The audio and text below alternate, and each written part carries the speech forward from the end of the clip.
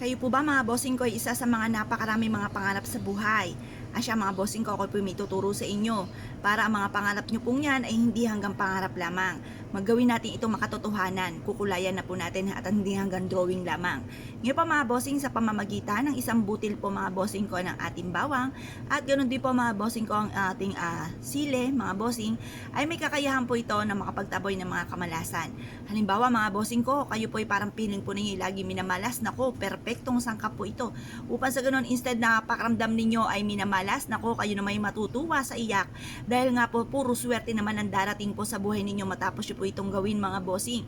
Proven po ito na napakaswerte basta't may 100% kang paniniwala sa magatong mga pamamaraan. Ako po may rirekomenda sa inyo, mainam na subukan nyo po ito.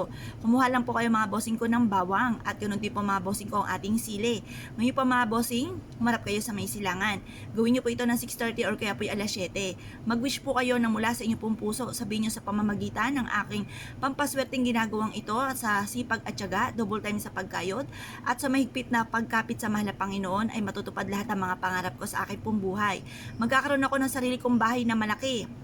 Magkakaroon ako ng magagarang sasakyan at magkakaroon ako ng negosyo na dito na ako yayaman. Magkakaroon ako ng lahat ng aking mga pinapangarap sa buhay. I-wish nyo na po lahat ng nais po ninyo na walang gamit na sana, direct to the point.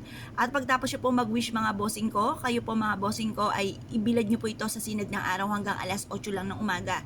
Huwag kayong mag-alala, hindi po ito kaagad matutuyo dahil ang alas 8 ng umaga, yan hindi naman po masyado masanting ang sinag ng araw po niyan.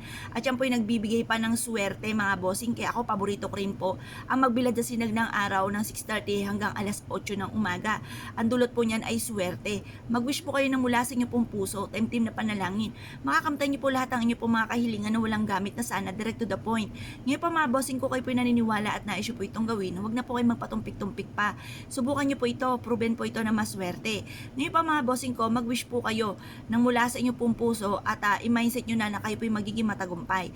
Ito ay simula na ng tagumpay ko sa aking pong buhay, sabi niyo pong ganyan. Lahat ng mga pangarap ko ay matutupad. At pagkatapos syempre mga bossing, lagi niyo po tatandaan, kung tiripik po ang ating mga pangarap, tiripik din ang pagkayod. Kasi kung kayo po konting kembot lamang ay pagod na at napakaraming pangarap, ay huwag mo nang umasa mga bossing ko. Kasi depende po yan sa ating kasipagan. Ako ay naniniwala sa mga taong masisipag, madiskarte, walang imposible. Pero kung kayo po ay konting kembot lamang ay pagod na at kayo po ay isa sa mga negatibong tao, nako mga bossing, sinisigurado ko po sa inyo, parang suntok sa buwan para lang po makamit ang mga pangarap. Talagang yan po pinaghihirapan talaga, nagsasakripisyo po talaga mga bossing kung kayo po maraming mga pangarap sa buhay. Tapos sabayan niyo po ng ganito mga pampaswerte mga bossing para tuloy-tuloy ang pasok ng swerte. Kasi may mga pagkakataon na parang sinuswerte ka pero patikim lamang. Parang ito po ay parang sinasabi ka lamang tapos ang ending malas pumuli. Ito po ay mainam na subukan niyo pong gawin upang sa ganon ang swerte ay magtuloy-tuloy at kapitan po kayo. Ngayon pa mga bossing ko, kayo pinaniniwala at nais po itong gawin. Asya mga bossing ko, good luck po sa inyo po lahat.